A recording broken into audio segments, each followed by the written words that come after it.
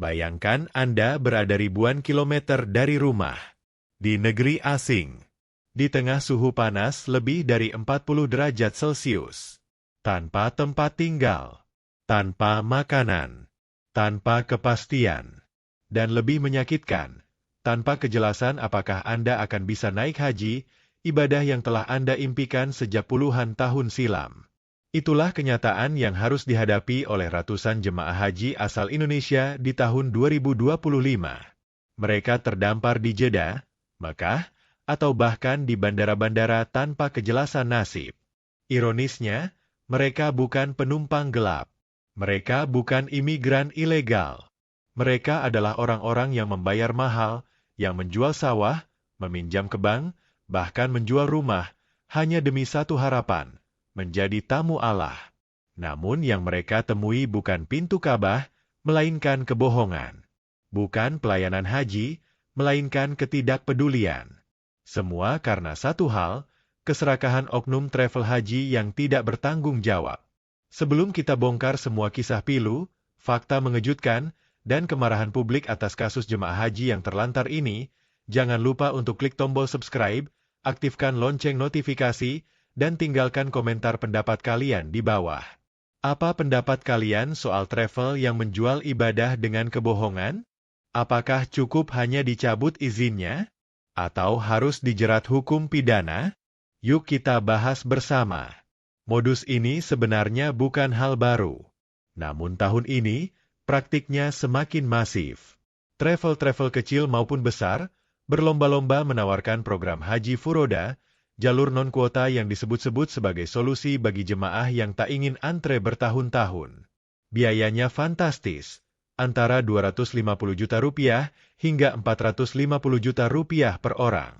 Tapi karena dikemas dengan narasi, langsung berangkat tanpa antre, dan undangan dari kerajaan, banyak calon jemaah tergoda. Terutama para lansia yang khawatir umur tak lagi panjang. Sayangnya, banyak travel ternyata tidak punya akses resmi untuk mendapatkan visa mujamalah tersebut. Mereka hanya berharap, bukan memastikan. Ketika visa tak kunjung keluar hingga H2 keberangkatan, mereka tetap nekat mengirim jemaah ke Arab Saudi. Tanpa visa, tanpa legalitas. Sesampainya di Jeddah atau Mekah, kenyataan pahit pun datang. Sebagian besar jemaah tidak memiliki visa sah untuk masuk ke kota suci. Ada yang hanya dikasih visa ziarah. Ada yang bahkan tanpa visa sama sekali. Akibatnya, mereka dihalang petugas imigrasi untuk masuk ke Mekah. Ada yang langsung dideportasi ke Indonesia. Ada juga yang tidur di pelataran hotel, bandara, atau trotoar karena tidak tahu harus kemana. Dalam beberapa kasus, oknum travel kabur, sulit dihubungi, atau menolak bertanggung jawab. Mereka tidak menyediakan penginapan, tidak mendampingi jemaah, bahkan tidak memberi makan. Tragedi ini makin memilukan karena banyak korban adalah jemaah lanjut usia, perempuan, dan bahkan orang sakit. Mereka tidak punya kemampuan bertahan hidup di negeri asing. Tidak paham bahasa, tidak bisa mengakses aplikasi, dan tidak tahu jalur resmi. Salah satu kisah viral adalah seorang ibu asal Sumatera Barat yang terpaksa tidur di tangga masjid dengan hanya sehelai kain ihram. Beliau menangis saat ditanya, karena uang 300 juta rupiah yang dia kumpulkan dari menjual sawah kini tak berbuah apa-apa. Hanya penderitaan. Seorang bapak asal Cirebon ditemukan pingsan karena dehidrasi di halaman hotel. Setelah ditelusuri, ternyata dia sudah 2 hari tidak makan, karena travelnya menghilang dan tidak menyediakan konsumsi. Konsulat Jenderal Republik Indonesia di Jeddah dan Kementerian Agama RI bergerak cepat. Mereka membuka posko bantuan dan layanan pengaduan. Namun, jumlah korban terlalu banyak dan sebagian tidak punya dokumen jelas. Karena status mereka non-kuota dan tidak tercatat di sistem nusuk, maka bantuan pun hanya sebatas kemanusiaan, tempat berteduh sementara, makanan, dan transportasi pulang. Petugas tidak bisa memaksa otoritas Saudi untuk mengizinkan mereka berhaji. Karena Saudi menerapkan sistem ketat, hanya jemaah dengan visa resmi yang boleh masuk ke Mekah saat masa puncak haji. Publik marah. Keluarga jemaah kecewa. dan pemerintah berjanji akan menindak tegas. Kementerian Agama menyebut bahwa lebih dari 20 travel saat ini masuk dalam radar investigasi. Beberapa telah dicabut izinnya, dan sebagian sedang dalam proses hukum.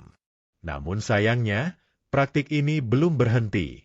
Bahkan muncul kabar bahwa oknum travel kini mulai menawarkan visa fiktif umrah untuk dibawa ke musim haji, yang sebenarnya juga melanggar aturan dan berisiko besar.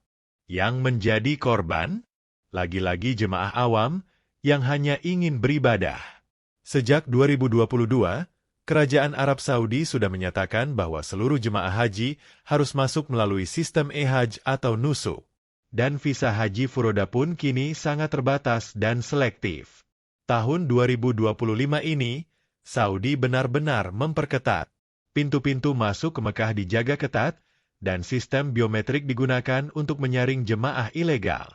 Bahkan pemerintah Arab Saudi telah mendeportasi lebih dari 11.000 jemaah ilegal dari berbagai negara, termasuk Indonesia, dalam 2 minggu terakhir. Ini menunjukkan bahwa siapapun yang nekat naik haji tanpa jalur resmi akan berakhir tragis, baik ditangkap, dipulangkan, atau terlantar tanpa bisa beribadah. Kasus ini menjadi pelajaran pahit yang tidak boleh terulang, bahwa ibadah sebesar haji tidak bisa dicapai dengan jalan pintas yang tidak sah. Travel yang memanipulasi niat suci jemaah dengan menjual program palsu harus dihukum seberat-beratnya. Bukan hanya dicabut izinnya, tapi juga diproses hukum karena mengancam keselamatan manusia dan mencemarkan nama baik Indonesia di mata dunia.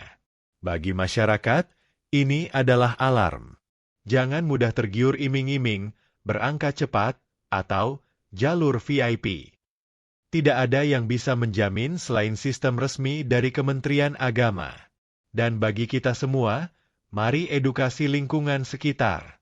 Sampaikan bahwa niat baik harus ditemani ikhtiar yang benar.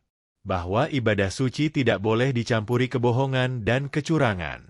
Kalau kalian merasa miris melihat jemaah haji terlantar karena ditipu, subscribe channel ini sekarang juga, agar kalian tidak ketinggalan info penting dan bisa ikut menyebarkan edukasi kepada masyarakat luas.